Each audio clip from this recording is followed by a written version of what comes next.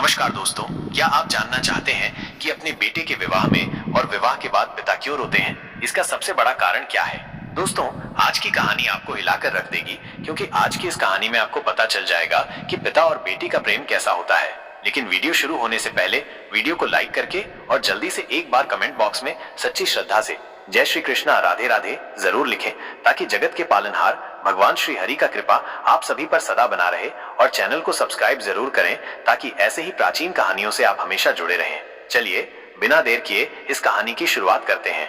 एक बार एक घने पेड़ की शाखाओं पर कई चिड़िया विश्राम कर रही थीं। सूरज ढल रहा था और वातावरण में एक शांत सी उदासी छाई हुई थी। पत्तों से छनकर आती सुनहरी धूप अब धीरे धीरे मध्यम पड़ रही थी और हवा में एक अजीब सी खामोशी घुल रही थी। तभी एक युवा चिड़िया ने अपनी बगल में बैठी एक बूढ़ी अनुभवी चिड़िया से पूछा। उसकी आवाज में एक मासूमियत भरी जिज्ञासा थी। दादी माँ, एक बात मेरे समझ में आज तक नहीं आती कि जब बेटी की शादी हो जाती है तो पिता क्यों रोते हैं? आखिर वे तो खुश होने चाहिए, न कि उनकी बेटी अपने नए जीवन की शुरुआत कर रही है, अपने सपनों का घर बसा रही है। बूढ़ी चिड़िया ने एक गहरी सांस ली, मानो वो अपनी यादों की गहराइयों में उतर रही हो। उसकी आंखें हल्की नम हो गईं और उसने धीरे से कहा, बेटी, ये बात इतनी सीधी नहीं है जितनी तुम्हें दिखती है। पिता का रोना सिर्फ खुशी या गम का नहीं होता, इसमें कई भावनाएं, कई अनकही कहानियां छिपी होती हैं, जो सिर्फ एक पिता ही अपने दिल की गहराइयों में महसूस कर सकता है। मैं तुम्हें एक प्राचीन कहानी सुनाती हूँ, एक ऐसी कहानी जो तुम्हें इस प्रश्न का उत्तर तो देगी ही, बल्कि तुम्हें पिता और बेटी के अटूट रिश्ते की पवित्रता का एहसास भी कराएगी। एक पिता की व्यथा, प्राचीन काल की एक हृदय विदारक कहानी। बहुत समय पहले की बात है। एक शांत और सुंदर गांव में एक सीधा साधा मेहनती किसान रहता था। उसका नाम था धर्मपाल। धर्मपाल का जीवन उसकी एक ही बेटी राधा के इर्द गिर्द घूमता था। राधा गांव की सबसे सुंदर, सुशील और संस्कारी लड़कियों में से एक थी। उसके चेहरे पर हमेशा एक दिव्य चमक रहती थी और उसकी मुस्कान किसी भी उदास दिल को खुशी से भर देती थी। धर्मपाल ने राधा को अपने जीवन का सबसे अनमोल रत्न माना था। उसने अपनी हर सांस, अपनी हर बूंद पसीने को राधा के लिए समर्पित कर दिया था। उसने उसे बड़े लाड प्यार से पाला था, कभी कोई कमी नहीं होने दी थी। वो दिन रात खेतों में मेहनत करता, ताकि राधा को कभी किसी चीज की कमी ना हो, ताकि उसे हर वो खुशी मिल सके जिसकी वो हकदार थी। राधा भी अपने पिता से बहुत प्यार करती थी। वो जानती थी कि उसके पिता ने उसके लिए कितना त्याग किया है। बूढ़ी चिड़िया ने एक पल के लिए अपनी आंखें बंद की, मानो उस दर्द को फिर से महसूस कर रही हो। जब राधा विवाह योग्य हुई तो धर्मपाल के मन में एक ही सपना था, अपनी लाडली के लिए एक ऐसा वर ढूंढना जो उसे जीवन भर रानी की तरह रखे। उसने अपने गांव के आसपास कई जगह रिश्ते देखे, लेकिन उसका मन कहीं नहीं लगा। आखिर में उसे अपने गांव से काफी दूर एक बड़े और समृद्ध गांव में एक परिवार का पता चला। वो परिवार बहुत प्रतिष्ठित था और उनका लड़का शेखर दिखने में सुंदर, पढ़ा लिखा और धनवान था। लोग उसकी बहुत प्रशंसा करते थे, उसे संस्कारी और आदर्श बेटा कहते थे। धर्मपाल का हृदय संतोष से भर गया। उसे लगा कि राधा के लिए शेखर से बेहतर कोई वर नहीं हो सकता। उसने अपनी जीवन भर की सारी जमा पूंजी, अपनी पुश्तैनी जमीन का एक बड़ा हिस्सा और अपने गहने बेचकर राधा का विवाह खूब धूमधाम से किया। पूरा गांव इस विवाह को देखकर अचंभित था।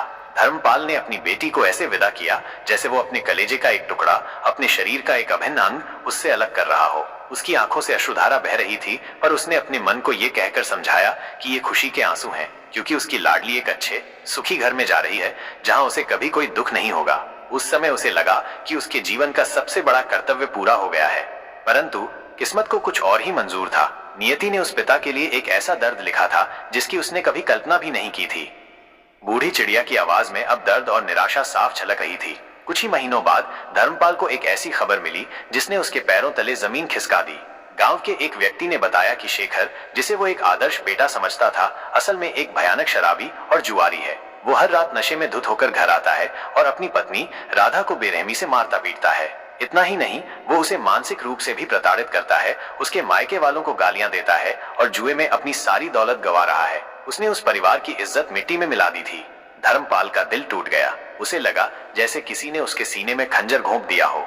जिस बेटी को उसने अपनी आंखों के सामने बड़ा किया था, जिसे कभी हल्की सी खरोच भी नहीं लगने दी थी, जिसे कभी एक डांट भी नहीं लगाई थी, आज वो किसी और के हाथों इतनी क्रूरता और पीड़ा झेल रही थी। उसे यकीन नहीं हो रहा था कि उसकी राधा के साथ ऐसा हो सकता है। उसने बिना एक पल भी सोचे तुरंत अपनी बेटी से मिलने का फैसला किया। जब वो शेखर के घर पहुंचा तो जो दृश्य उसने देखा, उसने उसकी आत्मा तक को झकझोर दिया। राधा का चेहरा मुरझाया हुआ था। उसकी आंखों में चमक की जगह एक गहरा डर और असीम दर्द था। उसके हाथों पर चोट के निशान थे और उसके शरीर पर कई जगह खरोंचें दिख रही थीं। उसे देखकर राधा रो पड़ी और अपने पिता से लिपटकर फूट फूट कर रोने लगी, जैसे बरसों का दर्द उसकी आंखों से बाहर आ रहा हो। राधा ने बताया कि शेखर उसे हर दिन मारता है, गालियां देता है और जुए में अपनी सारी दौलत और जमीन भी गंवा चुका है। उसका पूरा जीवन बर्बाद हो गया था, वो एक जीवित लाश बनकर रह गई थी।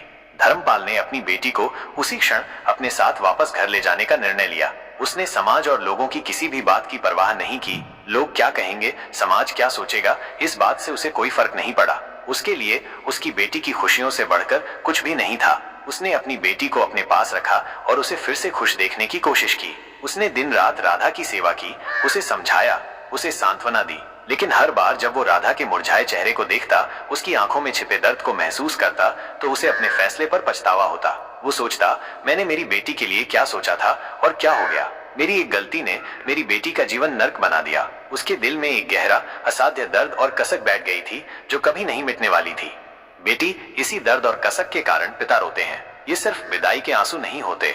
जब बेटी की शादी होती है तो वे सिर्फ उसे विदा नहीं करते, बल्कि अपने सपनों, अपनी आशाओं और अपनी सारी खुशियों को उसके साथ जोड़ देते हैं। वे ये सोचकर रोते हैं कि क्या उनकी बेटी जिस घर जा रही है वहां खुश रहेगी, क्या उसे उतना प्यार और सम्मान मिलेगा जिसकी वो हकदार है, क्या उसका पति उसे एक रानी की तरह रखेगा जैसे उसने उसे अपनी बेटी की तरह पाला है, क्या उसे कभी कोई दुख नहीं मिलेगा। ये सारे प्रश्न एक पिता के मन में अनगिनत बार घूमते हैं।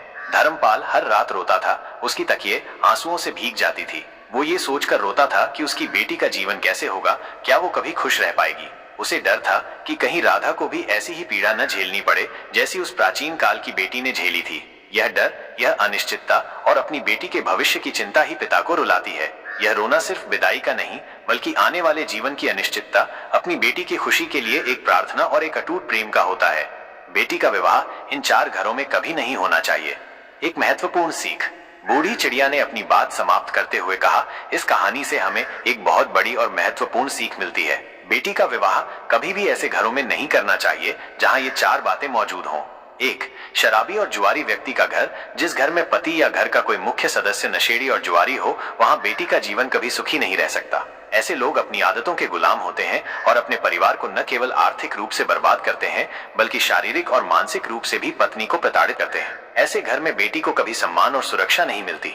2. सम्मान और संस्कारों की कमी वाला घर। जिस घर में महिलाओं का सम्मान न होता हो, जहां छोटे बड़ों का आदर न होता हो और जहां संस्कारों की घोर कमी हो, वहां बेटी को कभी खुशी नहीं मिल सकती। ऐसा घर बेटी के आत्मसम्मान को लगातार ठेस पहुंचाएगा और उसे हमेशा दबाकर रखेगा।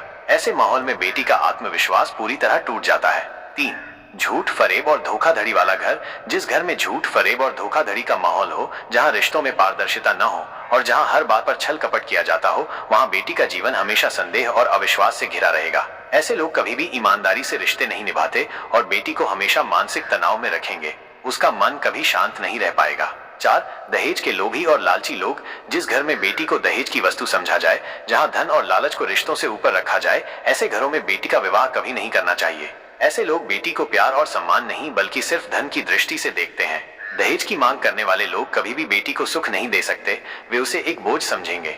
इसलिए बेटी, जब भी किसी के विवाह की बात हो तो सिर्फ धन दौलत, दिखावा या बाहरी सुंदरता मत देखना। घर के संस्कारों, व्यक्ति के स्वभाव, परिवार के नैतिक मूल्यों और सबसे बढ़कर उस लड़के के चरित्र को समझना सबसे महत्वपूर्ण है। एक पिता अपनी बेटी को सिर्फ इसलिए विदा करते हुए रोता है क्योंकि वो अपनी बेटी के लिए एक सुरक्षित, खुशहाल, सम्मानजनक और प्रेम भरा जीवन चाहता है और उसे इस बात की चिंता होती है कि क्या वास्तव में उसे ये सब मिल पाएगा।